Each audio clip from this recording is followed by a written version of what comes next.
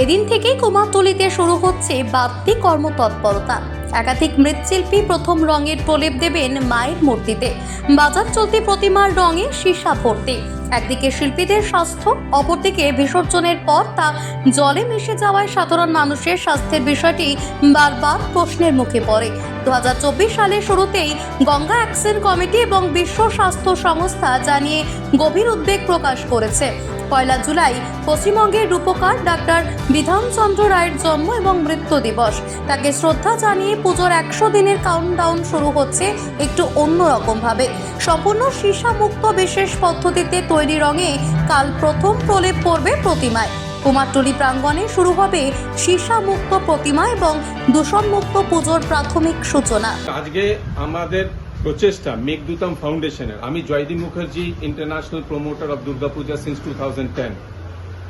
এই যে আমি 2010 থেকে দুর্গাপূজাকে গ্লোবাল প্রমোশন করেছি, 65 ইন্টারন্যাশনাল রোড শোজ, এবং প্রত্যেক বছর আমি প্রচুর বিদেশি কলকাতাতে নিয়ে আসি। তো আমাদের এটা প্রথম স্ট্রাইক করে যখন 2011, 12, 13-তে ওরা যখনই দুর্গা ঠাকুর বিসর্জন দিত, সঙ্গে সঙ্গে ঠাকুরটাকে তুলে নিত। তো তারা তখন আমাকে বলে যে জয়দীপ, এই জিনিসটা কেন হয়? তখন আমরা একটা ইন্টেন্স রিসার্চ ওয়ার্ক করতে শুরু করি যে এই জিনিসটা কেন হচ্ছে। আমরা কুমারটুলিতে বিভিন্ন প্রতিমা শিল্পী যারা করে তাদের কাছ থেকে আমরা রং কালেক্ট করি।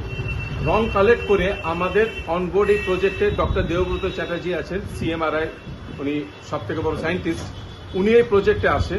আমরা তখন ইটা ল্যাব থেকে এই রঙের টেস্টিং করাই। দেখুন, রঙের গ্লোবাল বেঞ্চমার্ক হচ্ছে 90 পার্টস পার মিলিয়ন, যেটা সারা পৃথিবী ওটা 60-তে আনতে চেষ্টা করছে। আমরা যখন এই রঙগুলো টেস্ট করাই, কোনোটাতে পেয়েছি 1300, কোনোটাতে 5000, কোনোটাতে 92,000 parts per million, which is not at all accepted. এই রং প্রচুর এই শিল্পীদের ক্ষতি করে, তাদের লাংস তো 100% এফেক্ট করবে, তাদের স্কিন এফেক্ট করে, এবং সব থেকে বড় এস্টুরেন লাইন এবং অ্যাকুয়েটিক লাইফ এফেক্ট করে। যখন ঠাকুরটা বিসর্জন দেয়, যেখানেই দিক, গঙ্গাতে দিক, যে কোনো পুকুরেই দিক। সীসামুক্ত যে রং আমরা গত কয়েক বছর ধরে মাটির দুর্গা প্রতিমায় লাগাচ্ছি, যাতে সীসামুক্ত রং লাগালে দূষণ কম হয়।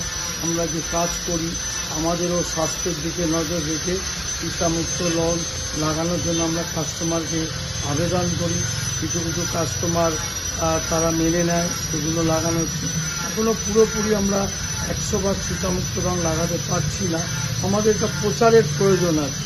প্রচার না করলে, মানুষকে সচেতন না করলে এই সীসামুক্ত রং কিন্তু লাগানো সম্ভব হবে না। আজকে পুজোর যে 100 দিন বাকি আছে, তার মধ্যে প্রথম আমরা সূচনা করলাম ফাইবার গ্লাসের দুর্গা মূর্তিতে সীসামুক্ত রং লাগিয়ে সেই চমকটা আনা যায় কিনা সেটাই দেখাচ্ছিল।